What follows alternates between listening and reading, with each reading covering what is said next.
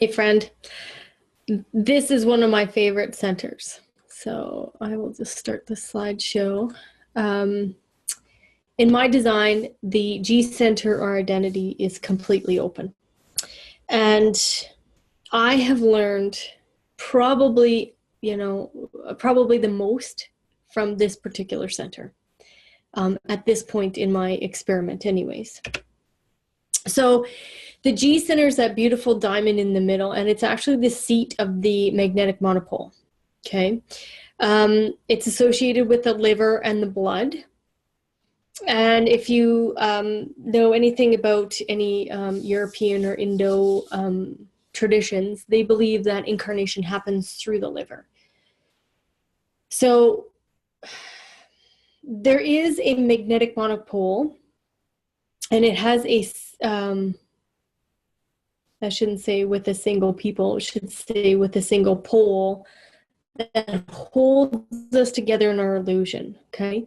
So this magnetic monopole sits, it's like right behind the sternum. And there's this single point of attraction so that we can actually come together in this illusion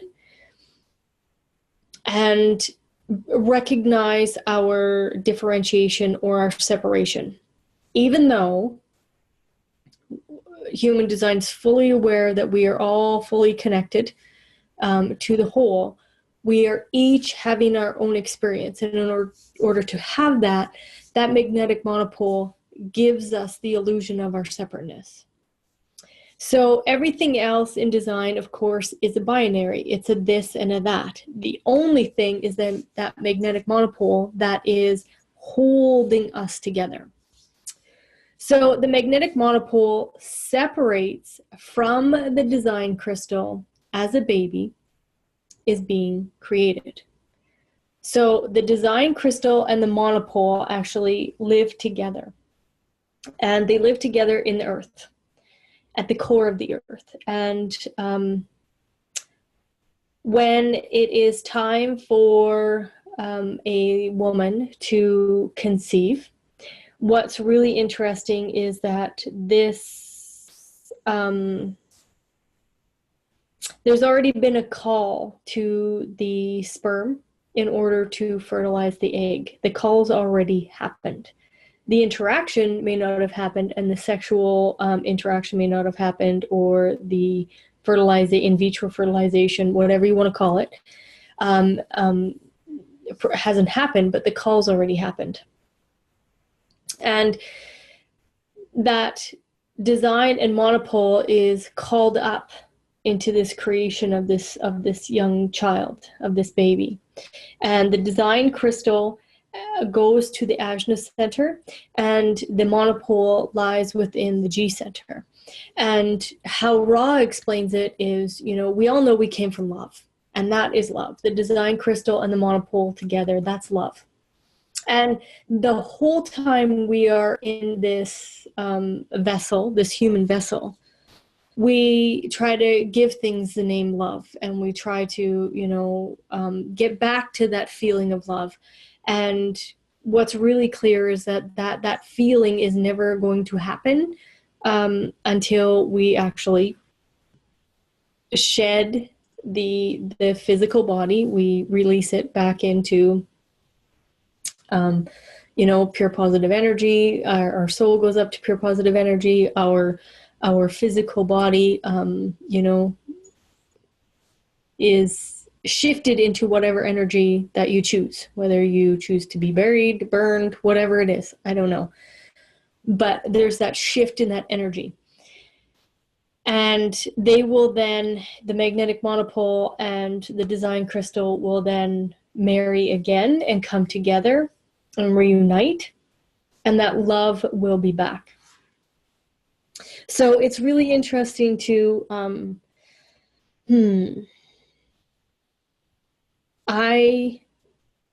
I study all the time, and that's something that I've said in previous videos. And I love to experiment with this kind of stuff and just and really observe people. That's what's really fun for me. Now that I know human design, observing people is like is better than anything. But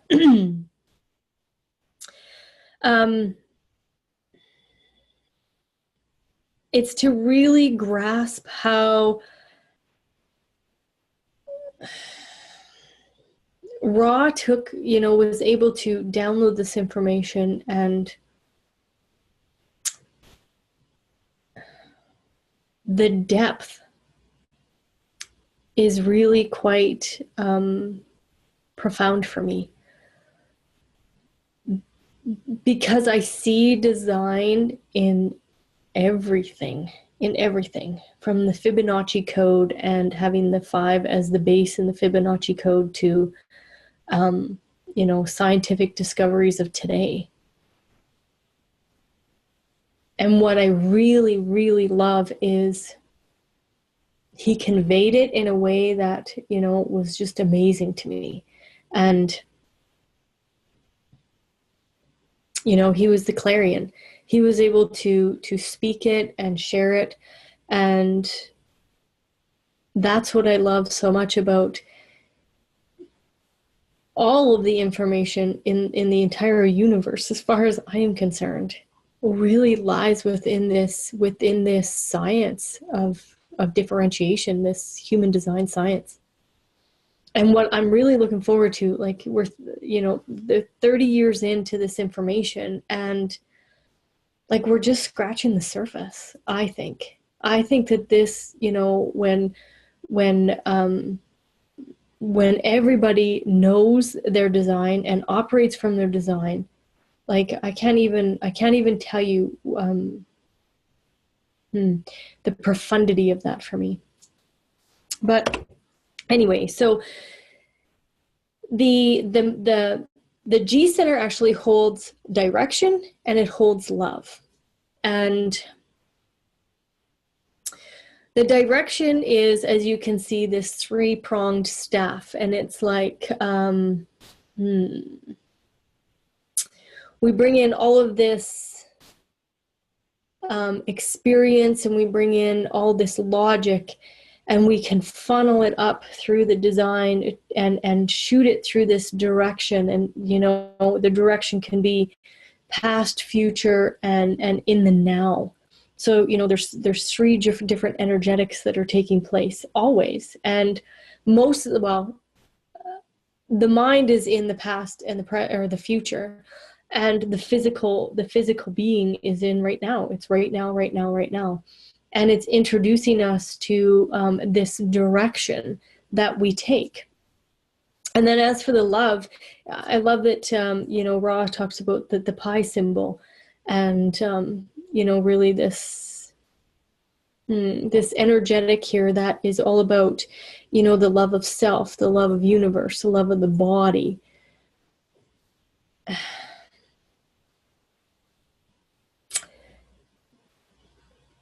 It's interesting to see how all of this stuff fits together.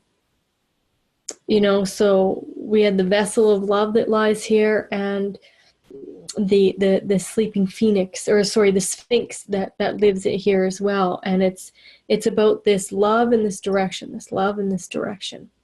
and yeah. So if it's defined, there's a fixed and reliable self-identity, the sense of being loved and being lovable, and the sense of having your own direction. You can assist others with finding your direction, but the key here, and I see this, my husband has this defined, the key here is to not expect everyone to go in the direction you are going. He really wants everybody to love farming and do what he does and walk down that direction. He would love to have all of his friends step into it, because he loves it so much. But just to know that if you have it defined, not everybody's going to go after your direction. No, there's billions of different directions to go. And when it is defined, know that this is your innate. It's an innate sense within you. But what I see with people with defined identities is, the not self mind can talk them out of having their own self-identity, you know, having their own self-love, knowing their own direction. And I see this with people. I see them getting talked out of this energy that they hold. And when somebody that has a defined G center in their body graph, and those people are using their definitions in a healthy way, making healthy decisions, and trusting this instrument, holy man, can these people really move in the direction that they need to move in. Now, with me, mine's undefined.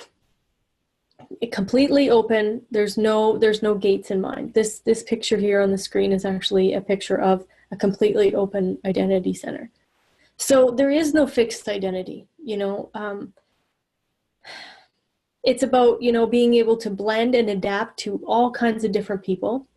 And this was a comment that I had from one of my staff members when I worked at the financial institution here in Alberta. I managed 2 different locations, and those 2 different locations, I will tell you, couldn't have had a more diverse group of people. One was very, they're just 2 totally different branch energetics, 2 totally different groups of people. And the comment that I had from one of my staff members, because she worked, she would come and work at one of the other, like, she worked at both locations if we needed her to do that. And she was absolutely amazed at how I was able to adapt to both groups of people. I didn't lose myself in it, but I was able to adapt to their languaging almost. I don't really want to say languaging, but how do I want to say? It's really about their energetic feel. One was kind of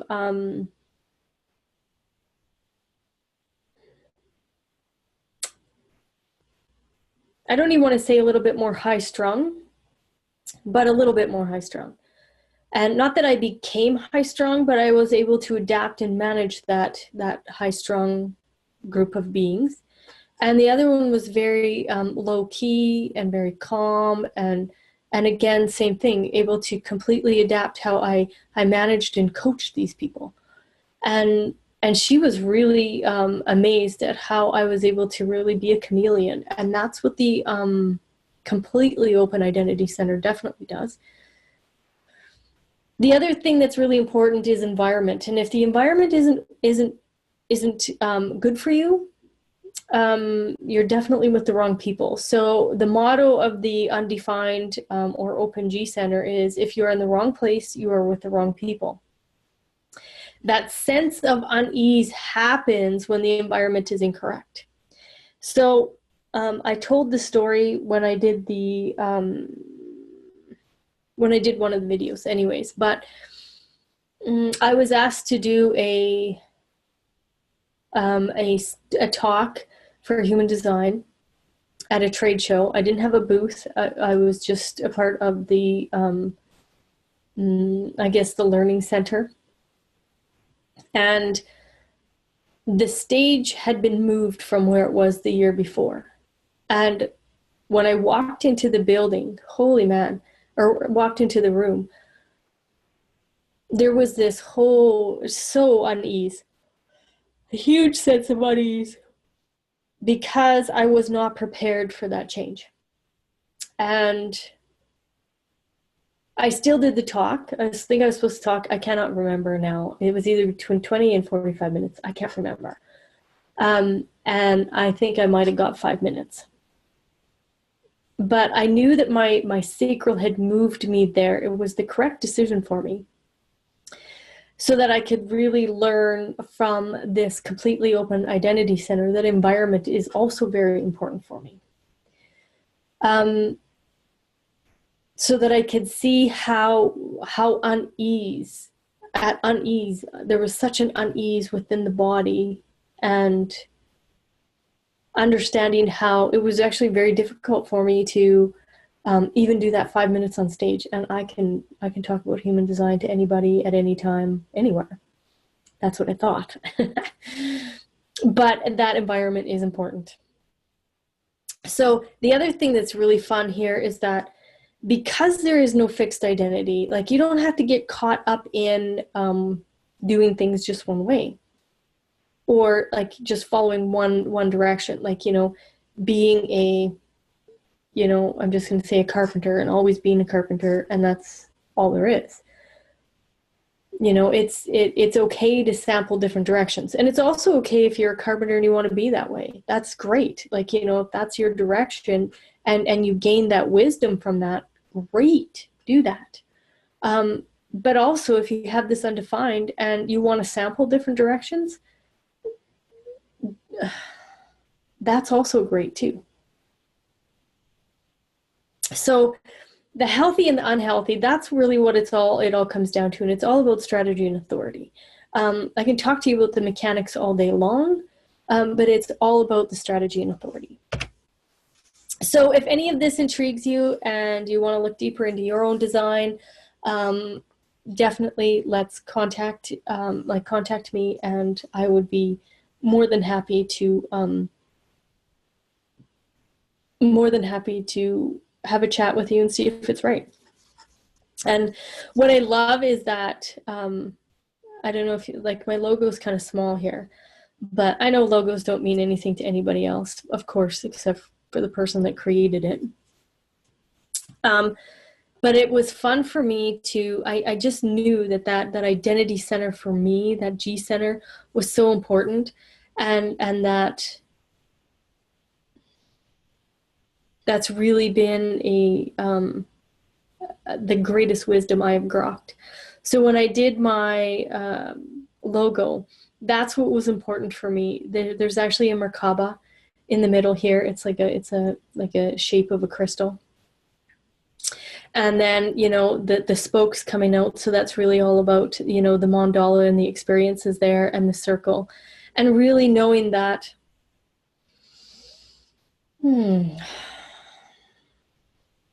all your power lies within you. You know, that is yours. Nobody can take that away. And you get to trust it. You get to honor that power. Most of us are scared to actually experience our own power. And that's something that I'm learning, is really how to step into this and just let it be what it needs to be. So thank you very much, and see you next time.